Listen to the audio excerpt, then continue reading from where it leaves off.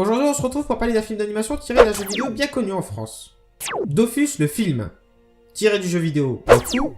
Non, je déconne, du jeu vidéo Dofus, bien évidemment. T'es pas drôle, tu fais même pas rire. Alors vous vous dites peut-être, non mais attends, on n'a pas besoin d'une personne qui nous rappelle l'histoire d'un film qui est sorti il y a moins de 2 ans. On n'est pas non plus des poissons rouges. Eh bien d'abord, je vous dis... C'est vrai, ce que tu dis est logique, mais on s'en fout un peu. Et peut-être que certains d'entre vous ont la mémoire courte, ou l'ont tout simplement jamais vu. Donc Dofus le film est l'une des nombreuses productions de la société Ankama, notamment connue pour ses jeux, ses livres, ses diverses productions animées, etc. etc. Vous m'avez compris, la liste est longue. Allez c'est parti, on se lance dans le film. Tout commence avec une voix off qui nous raconte l'histoire du Dofus ébène et ivoire, mais également la guerre qui a opposé jadis Bonta, menée par Jahash, détenteur du Dofus ivoire, et Brakmar, menée par la bouchère Julite, détentrice du Dofus ébène. Mais Jahash dut se sacrifier quelques années plus tard, après que la bouchère tenta une nouvelle fois de détruire la ville de Bonta grâce à son Dofus. La ville fut sauvée, mais les 2 gardiens de Dofus étaient morts, et leur Dofus détruit. Bon, après cette ribambelle d'informations très utiles, le film commence réellement, avec la cérémonie d'hommage à Jahash. 10 ans ont passé, et comme chaque année, nous sommes réunis afin d'honorer la mémoire de celui qui a donné sa vie pour sauver notre ville, notre sauveur, le plus grand des hypermages, Jahash Jurgen. On fait connaissance de la sœur de Jahash, Bakara, qui lui rend un vibrant hommage. Bakara, l'honneur te revient de dévoiler notre hommage à Jahash.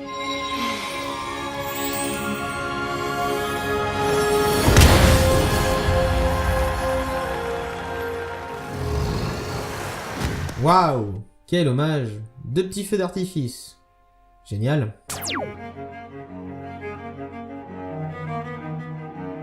Bonjour, je suis Jean-Michel Sarcasme. Je suis là pour vous aider à identifier les sarcasmes. C'était un sarcasme. Mais durant cette cérémonie, Julite attaque, car en fait elle n'était pas morte, et dérobe la coquille vide du Dofus ébène. Bon, on peut noter que tout le monde regarde Julite commettre le vol, sans opposer beaucoup de résistance.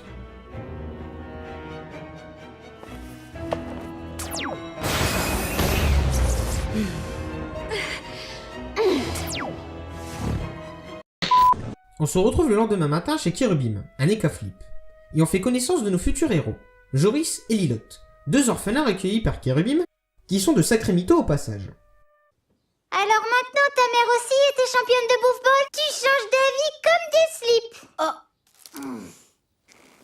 Quand on est orphelin, ce qui est cool, c'est qu'on peut choisir les parents qu'on veut. C'est ça. Eh ben, mes parents à moi, ils étaient arbitres. Et ils ont viré les tiens parce que c'était des tricheurs. Et toc.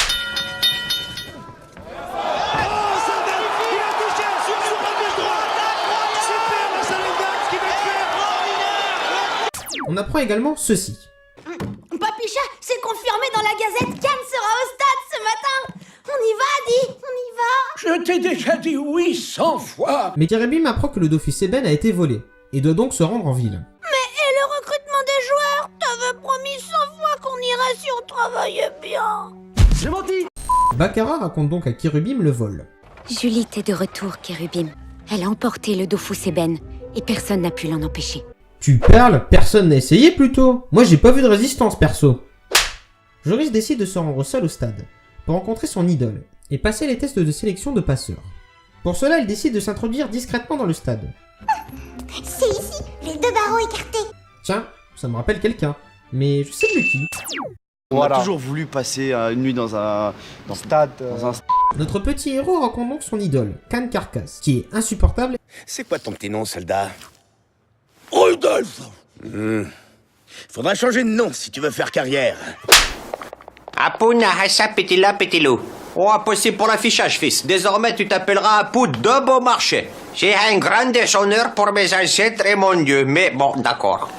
Il décide de choisir Joris comme passeur, et d'humilier les autres candidats. Et fais-moi entrer ce gosse dans l'équipe. Quant à eux, tu me les sors, Guy. J'ai jamais vu autant de tâches sur un terrain de bouffball. Ça fait mal. Mais Kirubim et Bakara débarquent au stade, et Khan a un véritable coup de foudre pour Bakara. Mais une violente dispute éclate entre Joris et Kirubim. Tu peux rentrer tout seul. Louis, c'est pas une maison, c'est une prison. Et toi, t'es pas mon père. des bris. Ça fait mal. Suite à cela, Joris s'enfuit. Après une longue marche, Joris décide de rentrer chez Kirby pour s'excuser. Bonsoir, monsieur.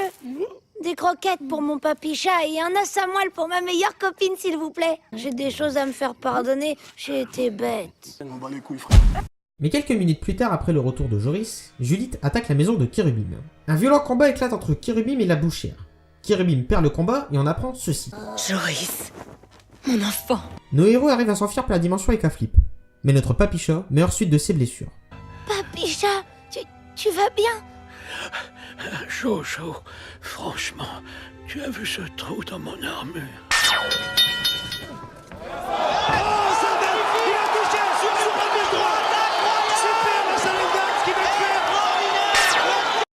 Judith décide d'engager Hatcham, le frère de Kirubim, pour capturer son fils. Il s'est enfui avec un petit garçon du nom de Joris, mon fils. Joris! Ton frère a élevé cet enfant à ma place, et je veux que tu me le ramènes. On apprend qu'un des dragons des Dofus vit en Joris, et que pour contrer les plans machiavéliques de Judith, ils doivent aller chercher le Dofus Ivoire, qui n'était pas détruit, et qui se trouve au temple de Kirubim. Nos héros se mettent donc en route, et on a le droit quelques minutes plus tard à une scène de drague, entre Khan et Baccarat.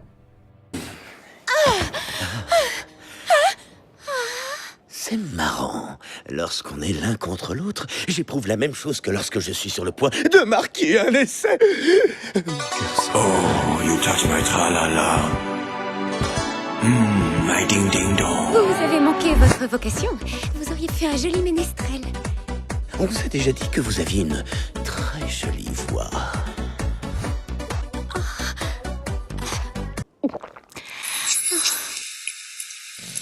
Mais Hatcham retrouve nos héros, qui décident de fuir. Nos héros continuent leur route en passant quelques obstacles. Hatcham retrouve finalement nos héros, et un combat éclate au temple de Kirubim qui finit par s'effondrer.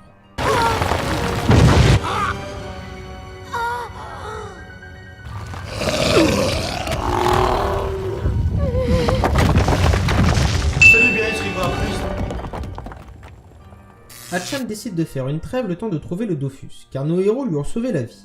Pendant ce temps-là, des moines qui ressemblent à Gilles Verdez aident Judith. Madame Juliette a tout prévu une fois de pépé.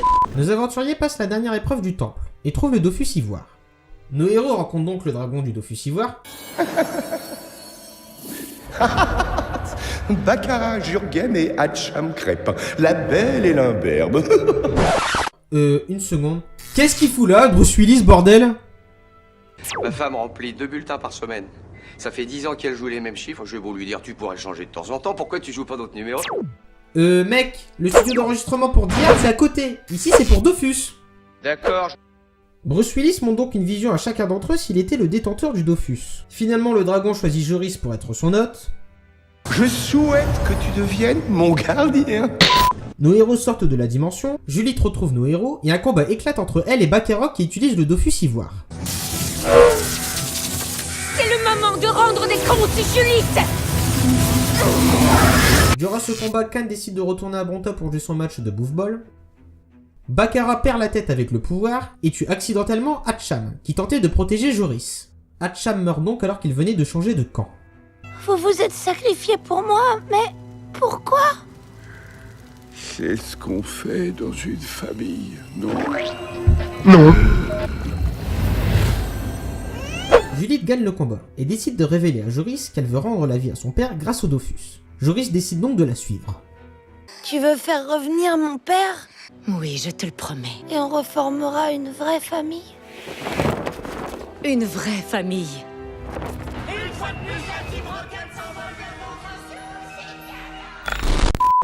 On retrouve à Bonta Khan juste avant son match de bouffball, qui se fait piéger par les candidats qu'il avait humiliés au début du film.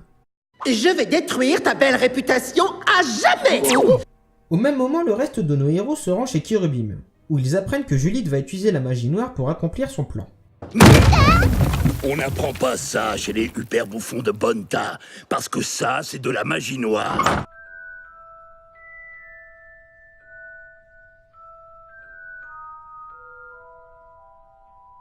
Je ne sais pas ce que vous disiez, mais c'est de la magie très noire, vraiment très noire. Judith! Elle doit sacrifier 1000 vies pour amener Jash. Juliette pénètre donc dans le stade. La défense du stade se fait laminer par Juliette.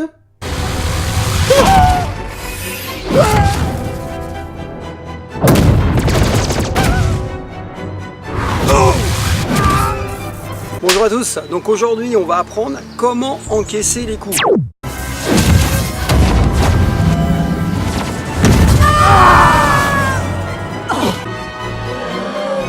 Alors là, on va s'arrêter quelques secondes, car je ne comprends pas un truc. Pourquoi les spectateurs ne s'enfuient pas? Car on voit bien qu'ils ne bougent pas, ils sont tous assis sur les plans larges comme rapprochés. Je sais pas, ils ne voient pas que le spectacle est fini, bordel? Bon, on reprend. Ils ne bougent toujours pas, toujours pas, toujours pas. Bon, le temps qu'ils se décident à bouger, un rapide combat éclate pour récupérer le Dofus Ivoire.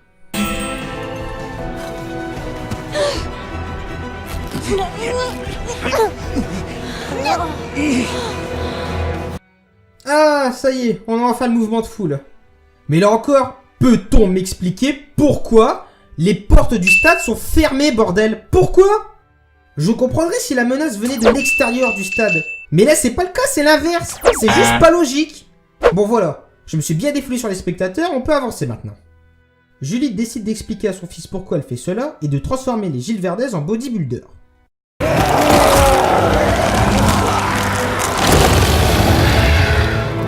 De plus en plus de bodybuilders utilisent des substances dangereuses et illégales pour parfaire leur propre idée du corps parfait. Nos héros décident de collaborer pour stopper cela et de jouer à la passe à 10 avec le Dofus. Oh, bien sûr, mon côté droit, on va aller chercher. Et Elissal rate la course. Avec Claire. Allez, rate la course, oui. Mais Juliette décide de stopper tout et de se sacrifier, par amour pour son fils. Joris devient l'hôte des deux Dofus et tout le monde revient à la vie.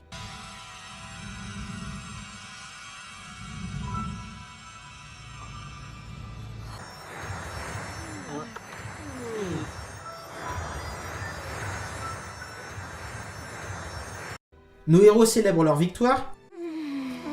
Tu